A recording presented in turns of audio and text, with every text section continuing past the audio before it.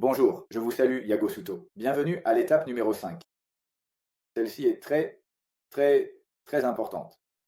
Et vous vous demandez peut-être, pourquoi portez-vous ce t-shirt pour parler de quelque chose d'important? Et vous ressemblez à ça. C'est un peu neutre. Eh bien, c'est quelque chose que je fais exprès. Peut-être que quelqu'un qui me connaît dira, non, c'est juste comme ça que Yago est. Mais, pourquoi est-ce que je porte ce t-shirt avec cet emblème pour cette vidéo? Eh bien, rien qu'en me voyant dans cette vidéo, vous tombez automatiquement dans l'une des trois catégories que je vais mentionner maintenant. En voyant ce t-shirt, première catégorie, vous avez peut-être automatiquement pensé « Super, Yago est un fan du Barça, j'adore ». Ou vous avez peut-être automatiquement pensé « Cas numéro 2 »« Oh, quel dommage, Yago est un fan du Barça, je n'aime pas ça ». Auriez-vous pensé au cas numéro 3 ? La vérité, c'est que ça m'est égal. Le maillot de football qu'il porte ne m'affecte pas. Et puis, il y a un cas caché qui n'est pas habituel, mais si vous me connaissez depuis un moment, il y aurait probablement un cas pour vous, un numéro 4, où vous diriez automatiquement « Oh, pourquoi a-t-il porté un t-shirt du Barça pour enregistrer cette information ?» Vous pourriez être l'un des trois, ou même déjà me connaître d'avant, et être dans la quatrième catégorie. Il est très important que vous compreniez pourquoi vous êtes dans l'une de ces quatre catégories. La seule raison pour laquelle vous êtes dans l'une de ces quatre catégories serait la catégorie numéro 1. J'adore qu'il soit du Barça. C'est parce que vous avez un programme automatique au niveau subconscient où vous avez déjà un ensemble de croyances ou de préférences qui sont systématisées, automatisées dans votre subconscient, et vous voyez automatiquement cet emblème et cela génère quelque chose de positif pour vous. Ou, au contraire, vous pourriez avoir le programme opposé. Peut-être que vous aimez le Real Madrid. Vous voyez quelqu'un portant cet emblème et peut-être ressentez-vous automatiquement « Je n'aime pas ça, mais bon, ce n'est pas grave, ce n'est pas important non plus. Chacun peut soutenir l'équipe qu'il veut. » Mais la première pensée, le premier sentiment automatique, n'est pas bon. Ce n'est pas un sentiment d'amour, n'est-ce pas? Ce n'est pas comme « Waouh, c'est génial qu'il soit du Barça, comme moi. » Catégorie numéro 3. Cela ne vous importe pas. Vous n'avez aucun programme automatique concernant vos préférences pour le Barça ou Madrid. C'est tout pareil pour vous. Programme numéro 4. Vous me connaissez déjà, alors vous dites « Ah, pourquoi a-t-il porté ce maillot pour enregistrer cette information ?» Dans l'un de ces quatre cas, sauf un, il y a une réponse automatique. Il y a un cas où il n'y a aucune réponse de quelque sorte que ce soit. Cela ne vous importe pas quelle chemise je porte. Donc, comprendre pourquoi cette réponse automatique est précisément ce que nous devons modifier. Voyons, je vais vous donner un exemple. Imaginez que vous conduisez de chez vous au travail et du travail à la maison. Vous avez fait ce trajet de nombreuses fois dans votre vie et vous le faites automatiquement. Vous n'avez pas besoin de penser à comment aller au travail ou comment rentrer chez vous. Le programme est déjà automatisé et pendant que vous conduisez de chez vous au travail et du travail à la maison, c'est votre subconscient qui contrôle le volant, pas vous consciemment. Par conséquent, cela vous permet de parler à quelqu'un à côté de vous, ou de penser à vos propres affaires, ou vous êtes concentré sur le fait de chanter une chanson qui passe à la radio, peu importe ce que c'est.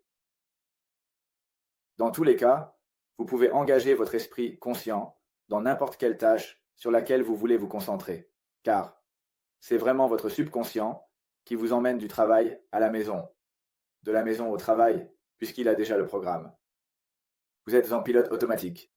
Maintenant, imaginez la chose suivante. Imaginez cela aujourd'hui. Ou un jour, comme cela vous est arrivé, vous allez du travail à la maison. Mais avant de rentrer chez vous, vous devez faire un détour, parce que vous avez besoin d'acheter quelque chose. Quelque chose d'inhabituel. Ce jour-là, vous devez acheter quelque chose. Donc, Quand vous montez dans la voiture, vous vous faites un rappel conscient et vous vous dites « D'accord, souviens-toi qu'avant de rentrer à la maison, sur ce détour, je dois aller acheter cette chose. » Très bien, vous faites le rappel conscient. Vous vous asseyez, attrapez le volant, consciemment, en pensant à devoir acheter cette chose que vous n'achetez pas habituellement. Le trajet devient un peu plus long, donc le temps est suffisant pour que votre esprit commence à vagabonder vers d'autres choses. Et lorsque votre esprit conscient cesse de prêter attention à ce que vous faites, l'inconscient prend le volant. Et que se passe-t-il? Puis, vous arrivez chez vous, et vous n'avez pas fait de détour pour acheter ce dont vous aviez besoin. Que s'est-il passé? Eh bien, si l'inconscient prend le volant, il vous emmènera là où il vous emmène toujours. C'est vital parce que c'est un programme. Que se passait-il alors?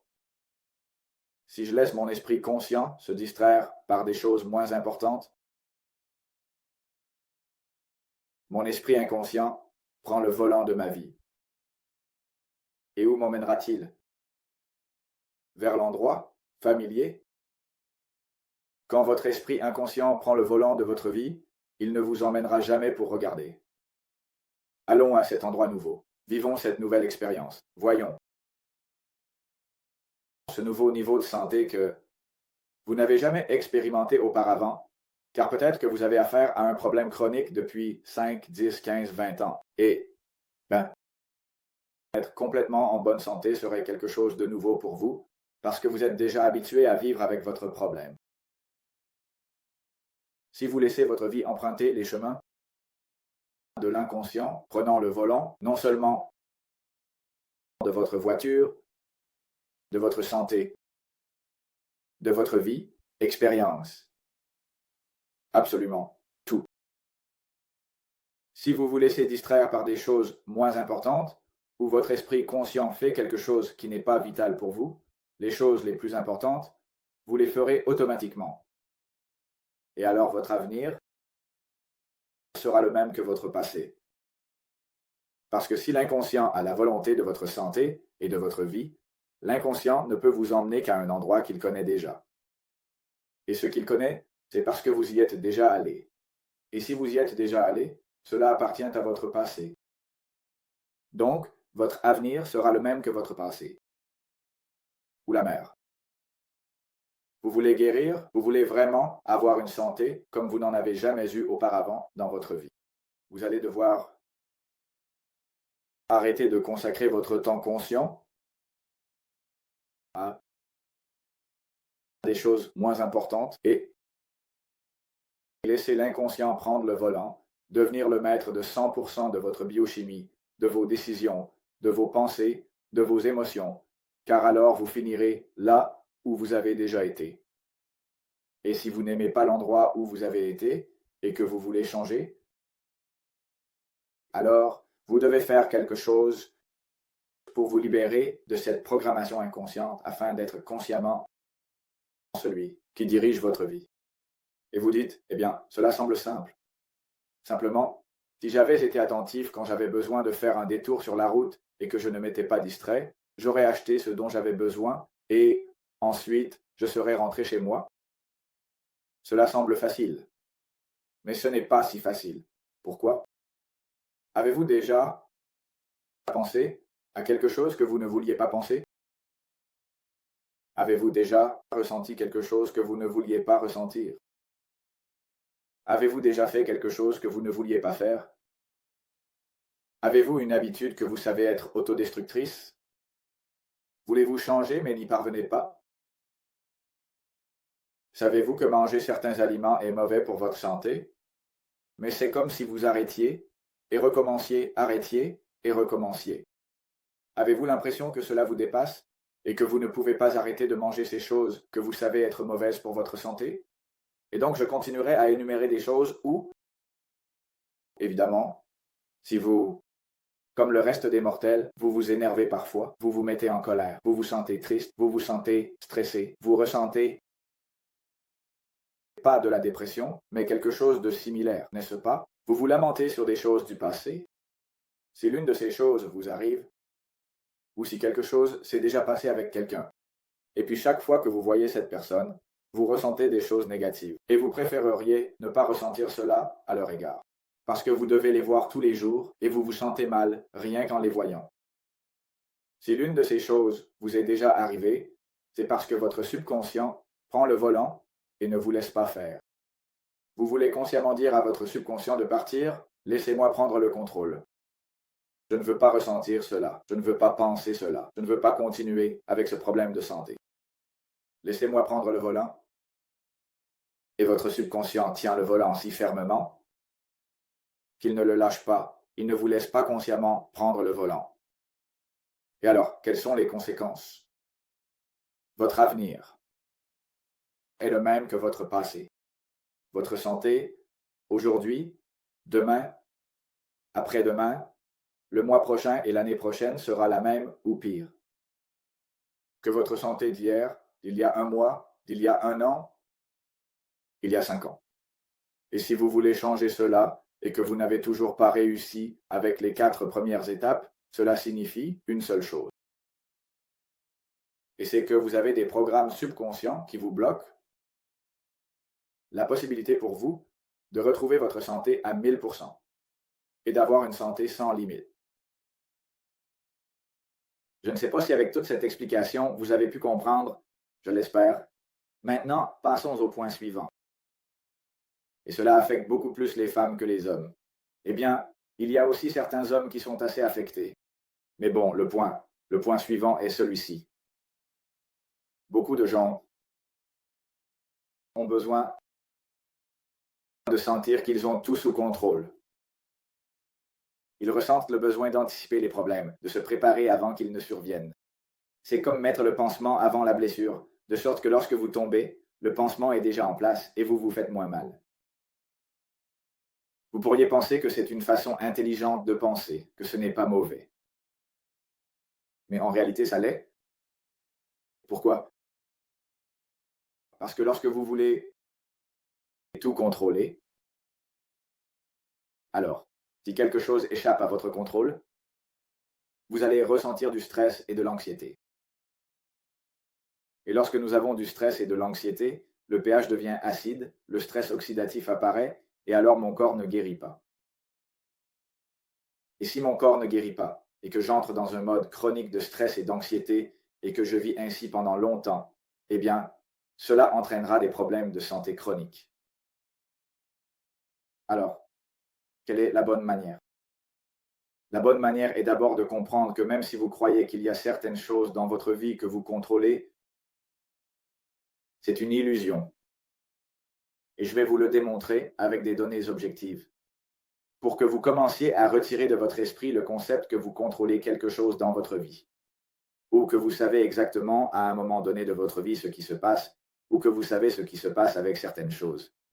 Eh bien, je vais vous dire ce qui suit.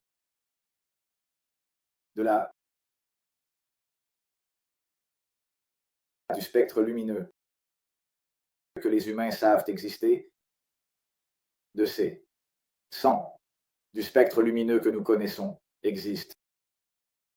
Nous, en tant qu'êtres humains, ne percevons qu'à travers les 5 sens. 1%. C'est waouh! Cela signifie qu'il y a 99 de choses qui affectent nos vies dont nous ne sommes pas conscients. Cela vous donne déjà une idée de que même si vous pensez contrôler, vous ne contrôlez rien.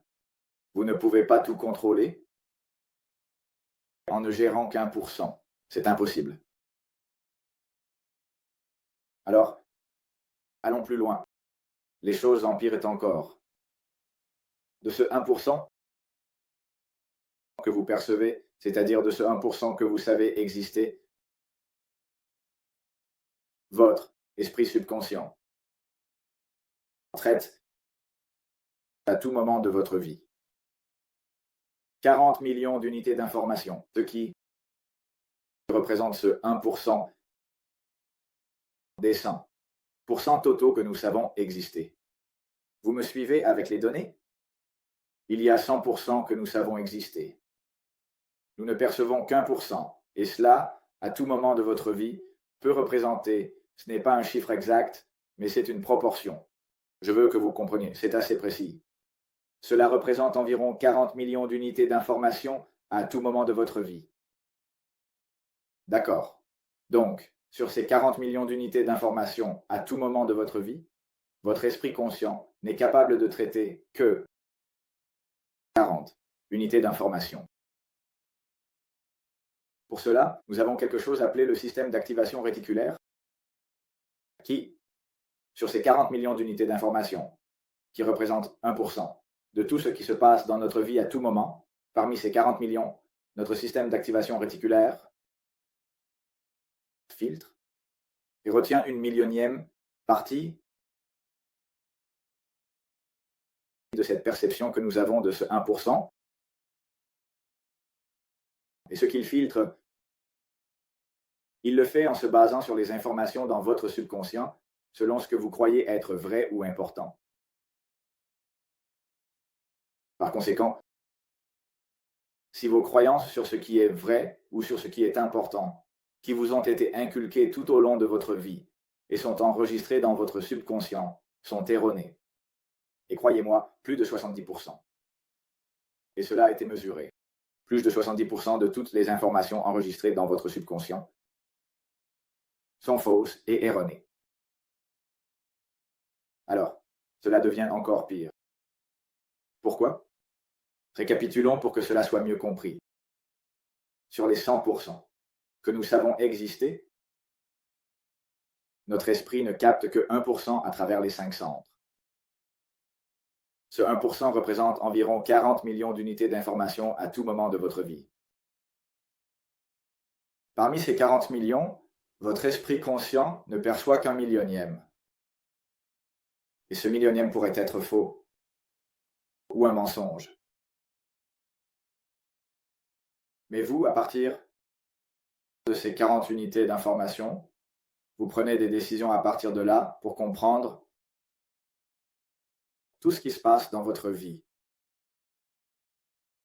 Cela signifie que même si vous voyez dans votre subconscient que 100% de vos croyances étaient stimulantes et vraies, même dans ce cas, ce qui n'est pas le cas, 70% est faux et incorrect. Mais en supposant que c'était 100%, que vous aviez des parents parfaits qui ne vous ont jamais dit quelque chose de démotivant ou de mauvais, et des enseignants parfaits, et que vous regardiez des programmes télévisés parfaits, et que toutes les personnes qui vous parlaient avaient des interactions avec vous dans vos 8 premières années de vie, qui est le moment où les croyances subconscientes les plus importantes sont installées. Si dans cette phase de votre vie, dans vos 8 premières années de vie, même lorsque vous étiez dans le ventre de votre mère, chaque mot, chaque stimulus sensoriel que vous avez perçu dans votre vie avait été parfait. Ce n'est qu'alors que vous auriez un subconscient 100% parfait dans les croyances, avec 100% de la vérité. Mais c'est impossible. Ce n'est pas le cas, et le résultat est que 70% de ce qui est installé, en moyenne dans votre subconscient, est démotivant et faux. Ce n'est pas la réalité. Maintenant, ayant toutes ces informations sur la table, maintenant je vous demande, pensez-vous que vous êtes en position de vraiment savoir, de savoir avec certitude ce qui est le mieux pour vous? Pensez-vous être en position de connaître la raison des choses qui se passent dans votre vie? Vous n'en avez aucune idée, et moi non plus. Ni vous, ni moi n'avons la moindre idée de pourquoi les choses qui se passent dans nos vies se produisent. Mais nous savons quelque chose. Nous savons qu'il existe un moyen de mesurer quand je me rapproche de ce qui renforcera véritablement ma santé. Les relations, mon esprit, mon cœur, tout. Nous savons comment, je veux dire quoi? Nous savons comment identifier cela qui nous renforcera. Et nous identifions aussi ce qui nous rapproche d'eux, ce qui nous renforce, ce qui nous affaiblit, ce qui nous nuit. dommages physiques, dommages mentaux, dommages émotionnels, dommages spirituels. Nous avons un système inhérent qui sait comment s'approcher du bien et comment s'éloigner du mal.